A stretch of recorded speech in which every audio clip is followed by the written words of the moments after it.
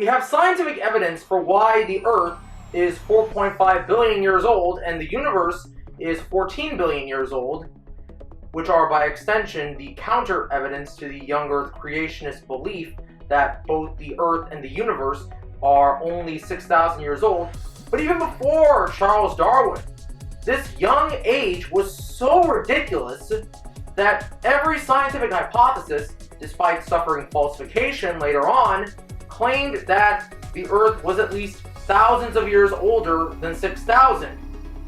They were scientific hypotheses because even though they turned out to be wrong, they had the ability to turn out to be wrong. They were falsifiable, unlike young Earth creationism. One of the key characteristics of a scientific hypothesis is falsifiability. If it is unfalsifiable, then there is no amount of data that can convince you to drop this hypothesis, and there is no point in keeping it within scientific circles. You can teach an unfalsifiable hypothesis in religious circles, but it has no place in scientific ones. You see, there's a huge misconception among the general public that the reason we shouldn't teach creationism in science classrooms, even private ones, is that creationism is false while the theory of evolution is true. No. The problem is not that we can prove with absolute certainty that creationism is false, but on the contrary, we cannot prove that creationism is false. While it is true that we shouldn't teach falsified hypotheses as facts, they at least deserve to be counted as honest, earnest attempts at discovering scientific truth, whereas creationism does not. The only mention that creationism deserves in a science classroom is about how unscientific it is, whether we're talking about young Earth or old Earth. Because the pre-Darwinian scientists had ensured that their hypotheses were falsifiable, they naturally ended up proposing ages for the Earth that were much older than 6,000 years. First, there was Comtes de Buffon, an 18th century French scientist. Let me spell that for you.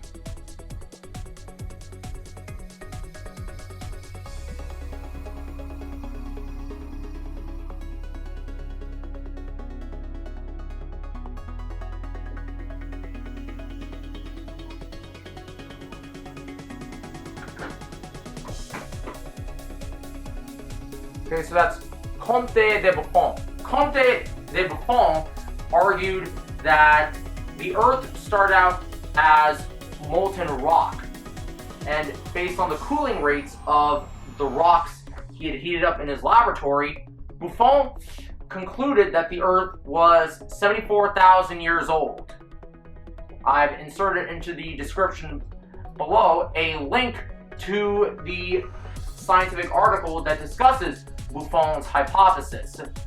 Of course, we now know that there is a huge difference between the Earth's core and the rocks that rest on the Earth's surface, so Buffon's hypothesis was monumentally wrong, but it was a scientific hypothesis that sounded more plausible than James Ussher's 6,000-year proposal.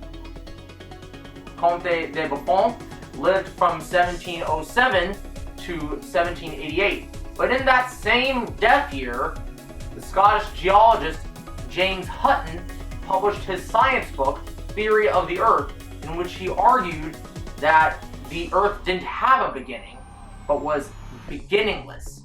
Here's his reasoning. Molten rock rises from the Earth's core and pushes upward from below the Earth's surface, thereby forming mountains, hills, and volcanoes. But the sedimentary rocks that lie upon those structures erode into smaller pebbles, which then slide down into the oceans and fall into the Earth's core, restarting the geological cycle. Just as the ancient Greeks believed that the universe was eternal, James Hutton believed that the Earth was eternal. Later on, in the same year of 1797, James Hutton died and Charles Lyell was born. In the early 1830s, Charles Lyell, then a geologist, published his own science book, Principles of Geology, in which he argued that the Earth has gone through arduous, extremely long periods of geological time, based on the rock cycles noted by James Hutton. However, Lyell, unlike Hutton, believed that the Earth had a beginning, but he did not dare try to date the Earth. All he knew was that the Earth was millions of years older than 6,000 years. Finally, you had the man himself, Charles Darwin, who read Principles of Geology during his second voyage on the British ship HMS Beagle, which began on December 27, 1831.